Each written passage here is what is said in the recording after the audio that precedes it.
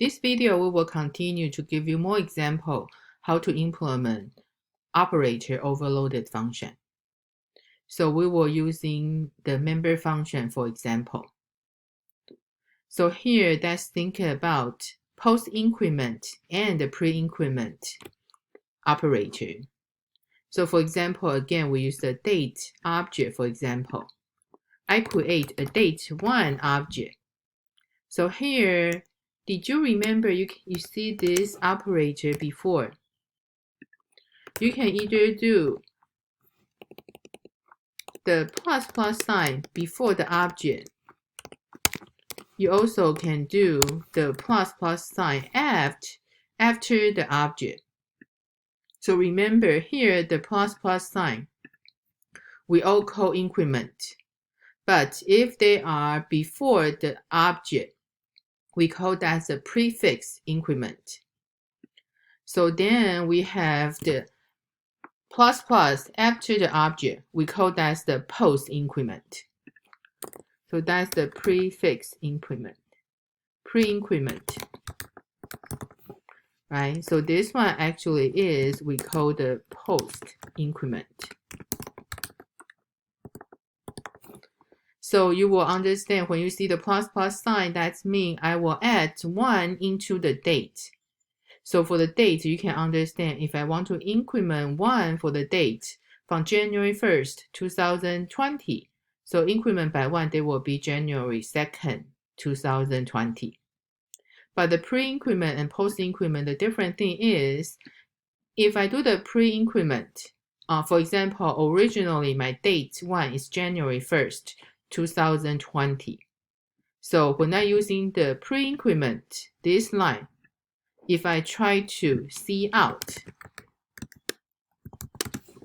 this result, so this line, they will display which day.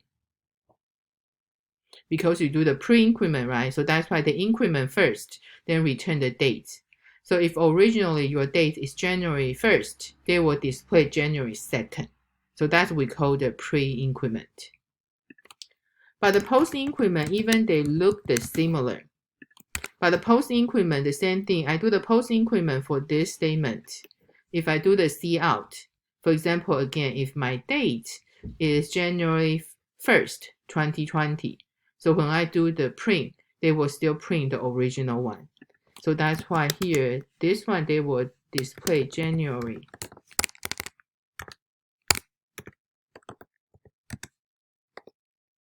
2nd, 2020.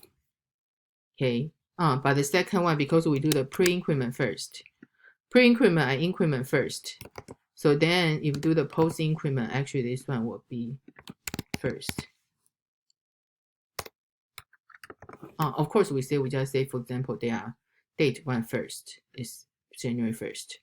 So now the next question is, how will you implement your pre-increment and the post-increment operator? So what is the function name? So function name actually is easy, right? Because we know all the operator function, your function name is the keyword operator. Then append with your symbol. So that's your function name. Okay. So after your function name, you see here, you increment your object, right?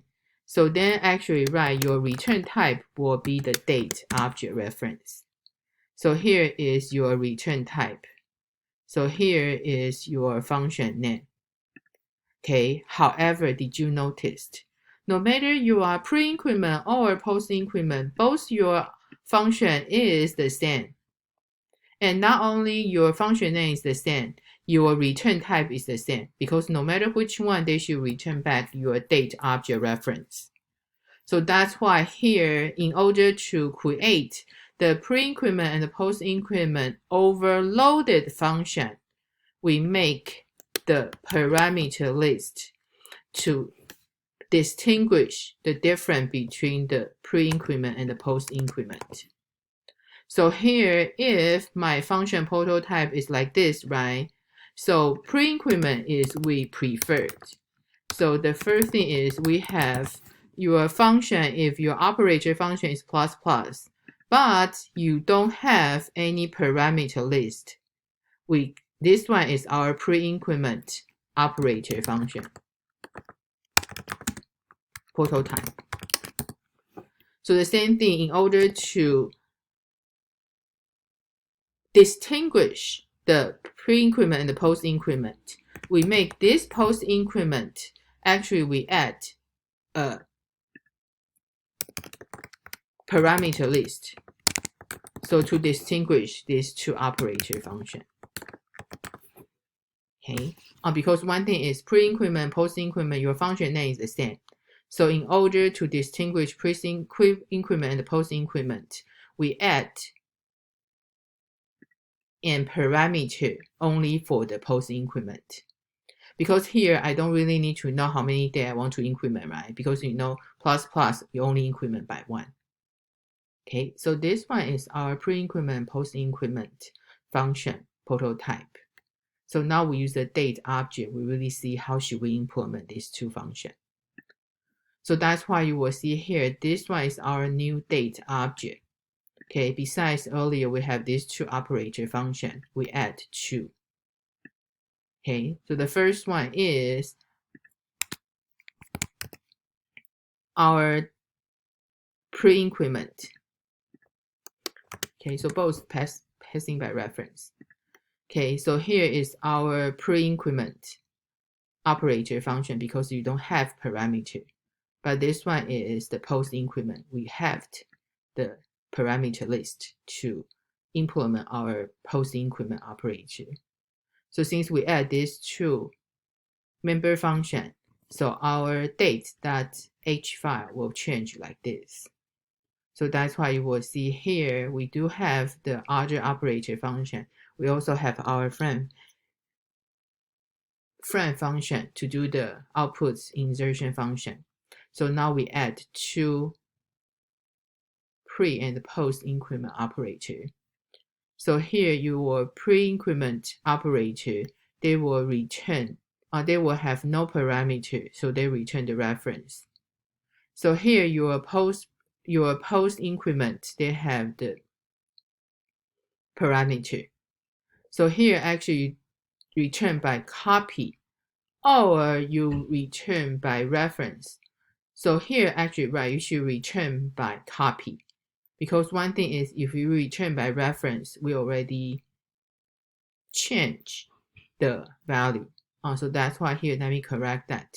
Your return type for your pre-increment, because you already changed your object by 1. So that's why we return by reference.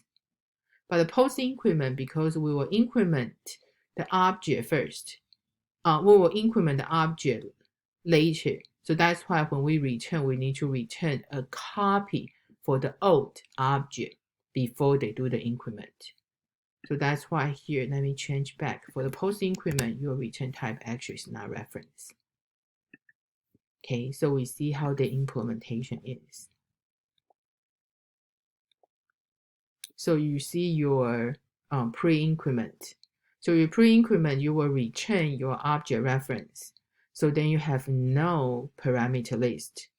So earlier, when we do the plus equal sign, we already have the help increment function. So this help increment member function, when you call that, they only increment the date by 1. So that's why after you call that, you will return the current object that's already been incremented. Okay.